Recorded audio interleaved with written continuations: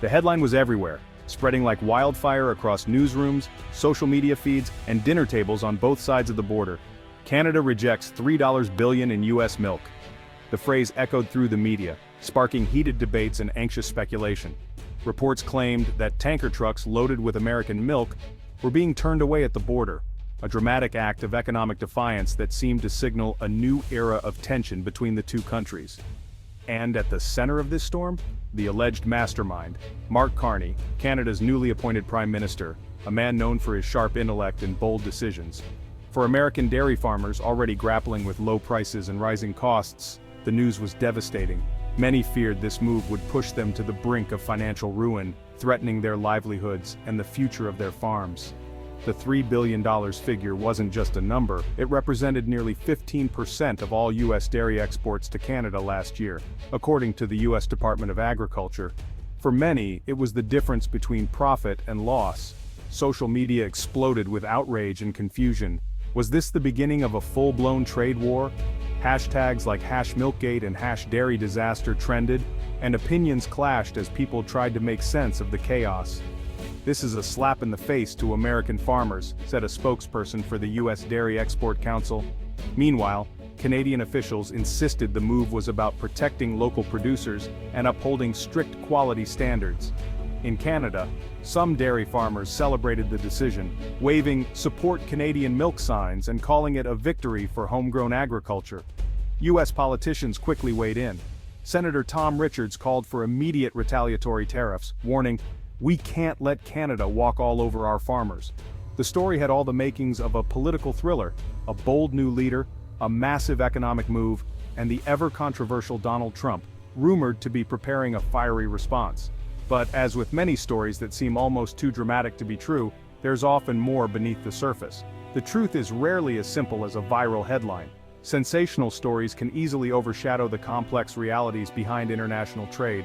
The roots of this dispute go back years, with both countries accusing each other of unfair practices and protectionism. The latest move was just the latest chapter in a long, complicated saga. To really understand what's happening, you have to look past the outrage, the clickbait, and the noise.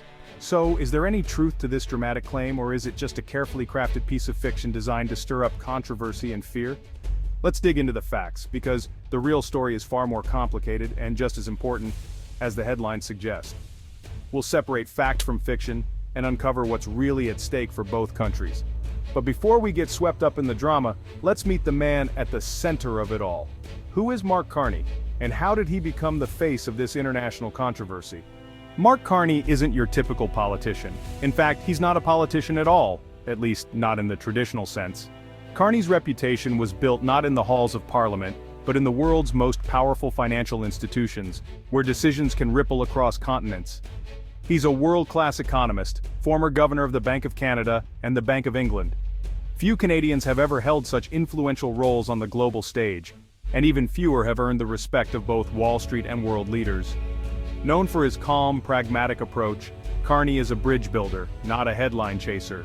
He's the kind of leader who prefers to solve problems quietly, behind the scenes, rather than seek the spotlight.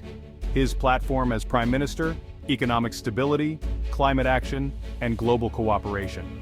Carney believes that Canada's future depends on smart, steady leadership, especially in a world facing economic uncertainty and environmental crisis. The idea that he'd suddenly reject billions in U.S. milk doesn't fit his record. Carney has always favored open markets and practical solutions, not knee-jerk reactions or protectionist stunts. Carney's career has been about managing risk, not creating chaos. He's spent decades building systems that prevent financial crises, not trigger them. He knows the U.S. and Canadian economies are deeply intertwined. Billions of dollars in goods cross the border every day, and any disruption would have immediate, painful consequences. Millions of jobs depend on smooth trade. From farmers and truck drivers to factory workers and grocery clerks, countless livelihoods are at stake. A trade war over dairy would hurt both sides, a fact Carney understands well. He's seen firsthand how economic disputes can spiral out of control, damaging families and businesses on both sides of the border. So why would anyone believe he'd make such a reckless move? The answer isn't about Carney himself, but about the deeper, long-standing tensions between the US and Canada over dairy. To answer that, we need to look at the real source of US-Canada dairy tension and how it's shaped the debate for decades. The real issue isn't a sudden milk rejection, it's Canada's supply management system. For decades, Canada has tightly controlled the price and supply of dairy, eggs, and poultry. Production quotas keep prices stable and protect Canadian farmers. Massive tariffs, up to 270%, block most foreign dairy from entering Canada.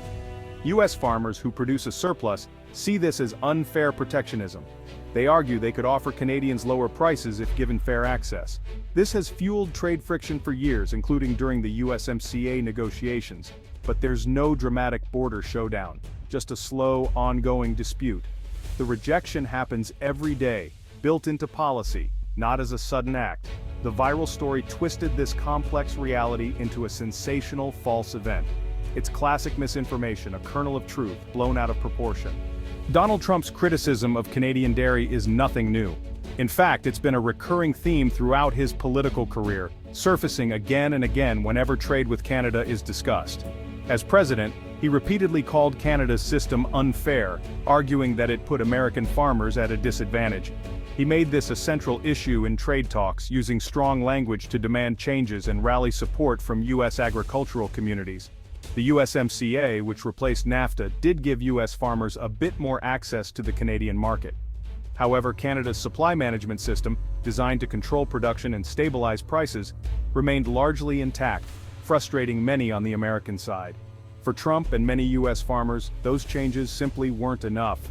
They felt the deal fell short of leveling the playing field, and resentment lingered. Fast forward to today, Trump is once again threatening tariffs and talking tough on trade, making Canadian dairy a headline issue as he campaigns. Targeting Canadian dairy plays well with his base, especially in farm states where dairy is a major industry and trade issues are personal. But here's the key. His threats aren't a response to any $3 billion milk rejection or sudden crisis. There's no new dramatic event driving this rhetoric. The viral story tries to link Trump's long-standing complaints to a fake crisis, spreading misinformation and confusion online. In reality, his position on Canadian dairy has been consistent for years. He's used this issue as a political tool, not as a reaction to any recent development. The supposed cause and effect between a new milk crisis and Trump's threats is pure fiction, a narrative spun for clicks rather than facts. The real dispute is old, rooted in decades of trade tension, and certainly not sparked by any dramatic new event. Understanding this history is key to seeing through the headlines. Let's be clear, the $3 billion milk rejection never happened. No official announcement, no credible news, no industry outrage, because it's fiction. The total annual U.S. dairy exports to Canada are less than half that number. The viral figure was chosen to shock, not to inform. Trump hasn't responded to this story, because there's nothing to respond to. The fake news creators guessed how he'd react, then invented the crisis. This is how misinformation spreads: real issues, fake specifics, and predictable outrage. The story goes viral because it taps into real anxieties about trade, but when you check the facts, the whole narrative collapses. The foundation is pure sand. The $3 billion milk rejection is a case study in viral misinformation. The real story? A long-standing policy dispute, not a sudden crisis.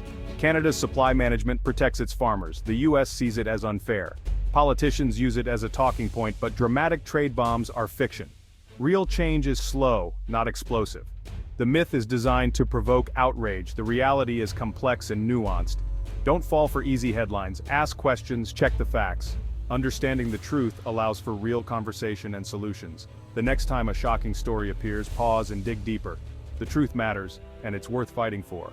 When the $3 billion milk rejection story hit headlines, the world took notice. International media outlets jumped on the narrative, with European broadcasters highlighting the supposed economic fallout and Asian newspapers questioning the stability of North American trade. Social media platforms buzzed with hashtags like #MilkGate and #DairyDrama, fueling debates far beyond Canada, and the U.S. political figures chimed in too.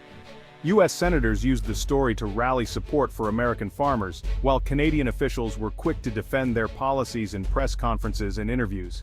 Even diplomats weighed in, with some warning that misinformation could strain already delicate trade relationships. In Europe, agricultural groups voiced solidarity with Canadian farmers, while trade analysts in Australia pointed to the saga as a lesson in the power of viral misinformation. The global response was a mix of concern, curiosity, and caution. Proof that a single story, even when exaggerated, can ripple across borders and shape international conversations.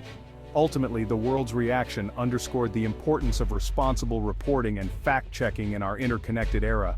As the dust settled, one thing was clear: the truth behind the headlines matters not just at home, but around the globe. As the headlines fade and the outrage cools, everyone is left asking, what happens next? The $3 billion milk rejection story, true or not, has already left a mark. For the dairy industry, experts predict a renewed push for transparency and modernization. Some analysts suggest that supply management systems could come under greater scrutiny, with calls for reform echoing from both inside and outside the industry.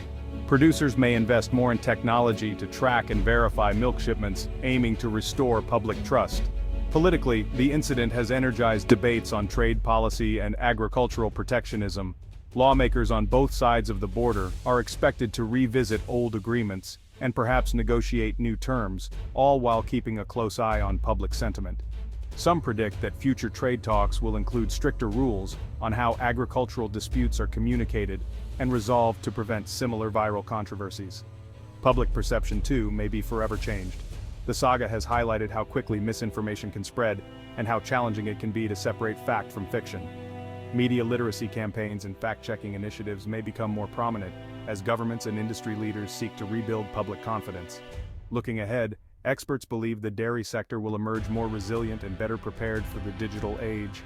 While the story of the $3 billion milk rejection may eventually fade, its lessons are likely to shape the future of food policy, international relations, and the information landscape for years to come.